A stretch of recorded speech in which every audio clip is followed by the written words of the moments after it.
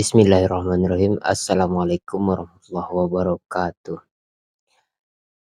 Di pertemuan ini saya ingin menyampaikan terkait manfaat mempelajari filsafat. Filsafat itu jika dipelajari, kita akan mendapatkan paling tidak 4 manfaat. Di antaranya adalah kita terlatih untuk berpikir kritis, kita terlatih untuk berpikir. Nah, kenapa berpikir itu harus dilatih gitu ya? Karena banyak orang yang tidak suka berpikir gitu ya. Atau banyak orang yang menutup dirinya untuk berpikir. Padahal sesuatu itu kalau kita pikirkan, kita akan mendapatkan alternatif jawaban. Kita akan menemukan alternatif imajinasi dan sebagainya gitu.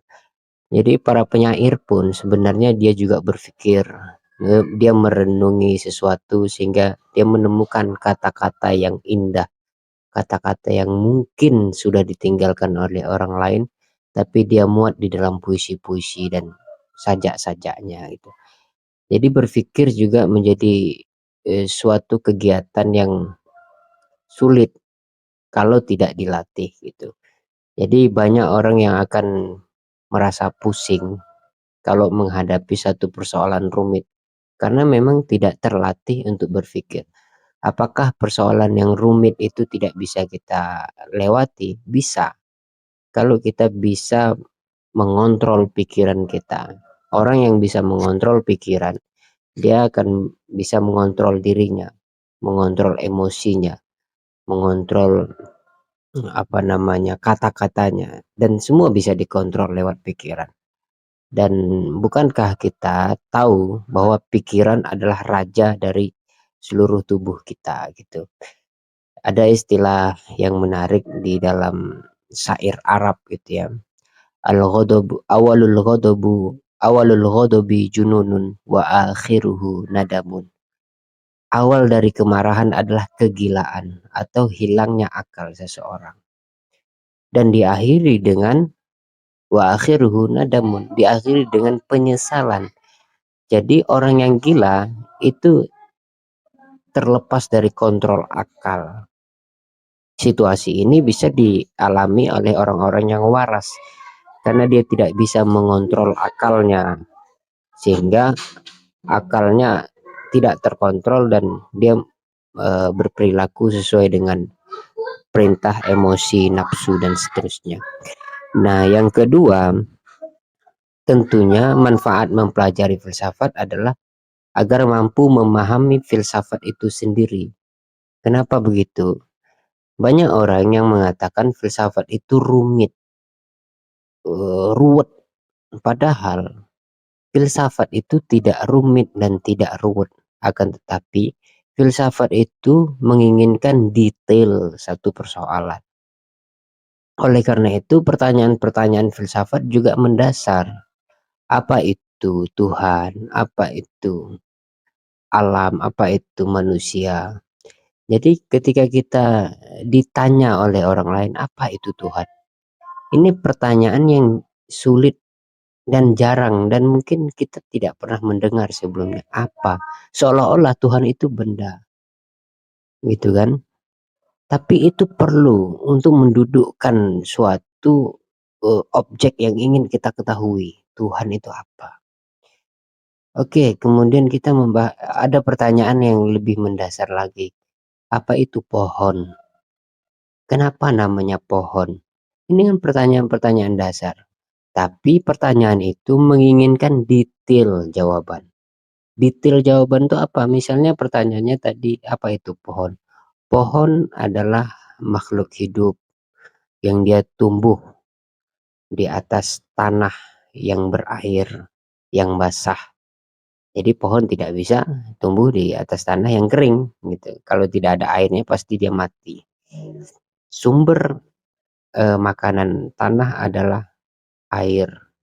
Namun di atas air pohon tidak bisa hidup tanpa tanah karena akar harus di dalam keadaan dingin dan adem terus-menerus. Kalau akar itu keluar dia akan mati kena matahari. Jadi Ini detail-detail seperti itu yang diinginkan oleh filsafat. Tidak ruwet, tapi detail. Nah, kita tidak terbiasa berpikir detail tersebut, sehingga kita anggap itu ruwet, gitu. Nah, yang ketiga adalah agar mungkin menjadi filsuf. Jadi manfaat mempelajari filsafat itu supaya menjadi filosof gitu ya. Nah, filosof itu siapa sih gitu?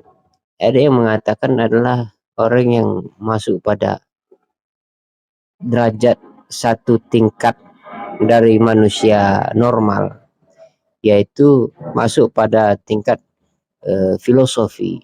Dia pembicaranya hikmah, dia bijaksana, dia tidak mudah marah. Pada level itu dia sudah menjadi, kalau di dalam istilah agama mungkin waliullah gitu ya, atau orang-orang yang pilihan gitu. Jadi masuk pada taraf-taraf itu.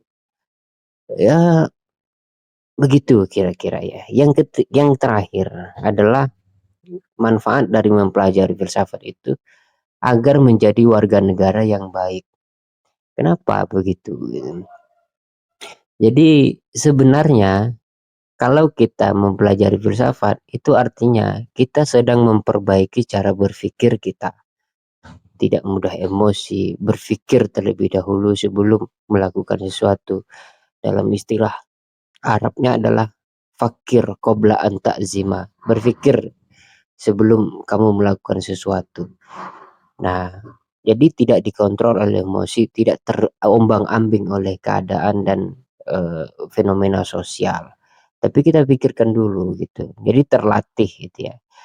Kalau kita menjadi terlatih seperti itu, pastinya kita akan menjadi warga negara yang baik.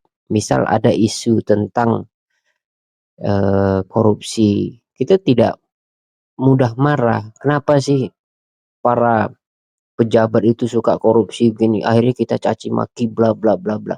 Padahal kalau kita sedikit saja memiliki ilmunya, oh ya, ternyata pejabat itu tergiur dengan ini, dengan harta mereka, masih eh, mungkin ada relasi kuasa dengan partai dan sebagainya, sehingga dia memaksakan diri untuk korupsi supaya membayar janji-janji politik dan seterusnya.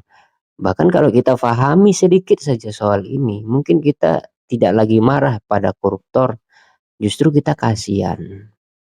Oleh karena kita kasihan, kita harus pecat mereka gitu kira-kira. Eh, itu yang dapat saya sampaikan soal manfaat. Ada 4 manfaatnya. Pertama, agar kita terlatih berpikir. Yang kedua, agar kita memahami filsafat itu sendiri, bahwa filsafat tidak rumit tapi detail ya. Yang ketiga, agar kita menjadi agar mungkin menjadi filsuf gitu ya. Yang keempat, agar menjadi warga negara yang baik. Itu saja yang dapat saya sampaikan. Wassalamualaikum.